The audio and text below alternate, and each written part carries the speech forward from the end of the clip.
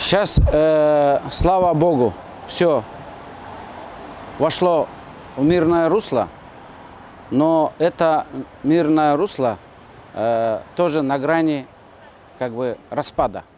Мы сейчас находимся почти сидим на пороховой бочке. Сейчас все ушли по домам, все вошли в мирное русло, но вот эти вот подковерные интриги не прекращаются. И что самое удивительное, по чьей вине вчера были украдены голоса, подкуплены голоса, изуродован весь вот этот выборный процесс, из-за чьей вины вот это все вакханалия случилось, они сегодня учат всех, как жить по закону.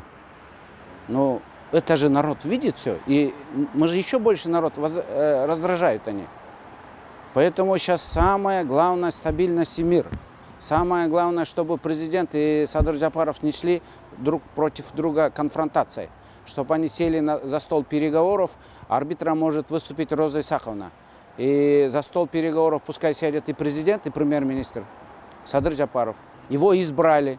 И если кто-то считает, что нарушен регламент, где они были 5 лет тому назад, когда 5 лет они голосовали не по кворуму, 5 лет нарушали процедуру. И сегодня, понимаешь ли, они в такое время, в мирное время, они не хотели соблюдать вот эти вот нормы закона, да?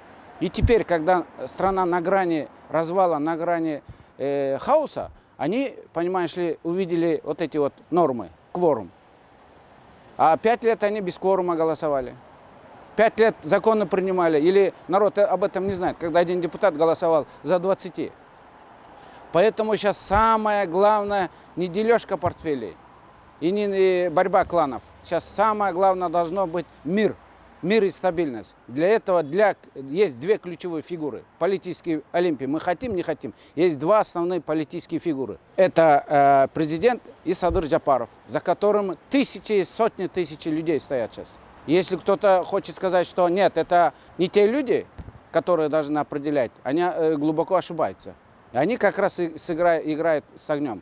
Поэтому я считаю, что они должны сесть за стол переговоров, а те умники, которые настраивают их против друг друга, они должны остыть, утихомирить свой пыл и попросить, чтобы они сели за стол переговоров, приняли нужные нормативные акты и в срочном порядке готовиться к выборам. Только выборы могут определить, кому быть и кому нет.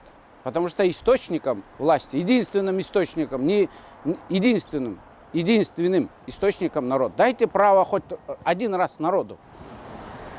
Вот, по вашему мнению, сейчас есть какие-нибудь признаки того, что стороны готовы пойти на переговоры? Я думаю, что в такой ситуации, наверное, благоразумность победит.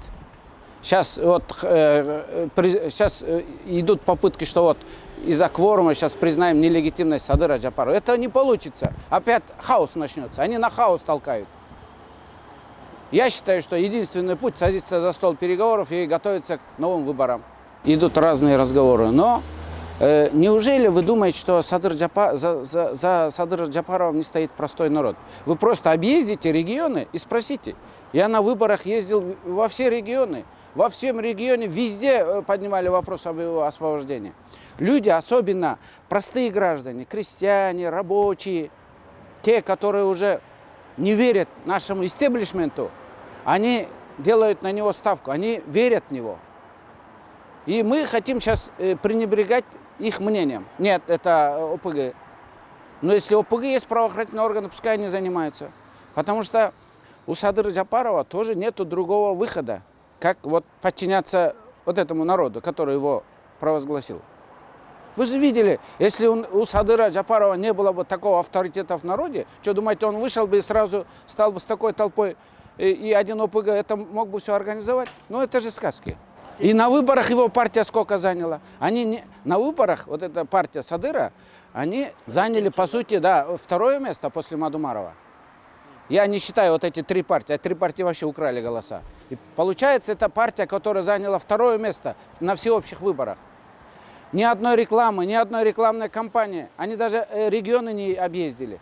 Они просто сидели дома и выиграли, почти выиграли выборы. Они заняли второе место, понимаете? Я убираю вот этих троих воров, которые своровали голоса. Если убрать вот эти три партии, которые своровали голоса, первое место занял Бютюн, второе место, получается, занял партия Садыра Джапара. Это вам о чем-то говорит?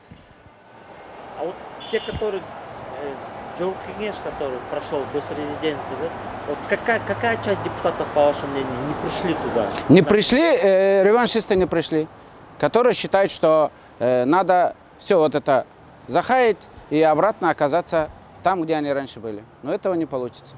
На президента как раз таки они оказывают давление. Они его окружили и говорят, иди на конфронтацию. Этого ни в коем случае не должно быть. Они должны сесть за стол переговоров. А брат президента Асылбек Джейн? Я не знаю его, я не знаю. Но есть силы, которые окружили президента и травят на Садыра Джапара. Обещание президента подать в отставку, они были действительно? Они даже, я не знаю, они должны еще раз сесть за стол переговоров. Роза Исаковна должна быть арбитром, и Роза Исаковна должна озвучить, какой там был разговор. Один говорит, говорил, другой говорит, не говорил, поэтому должен авторитетный, легитимный арбитр.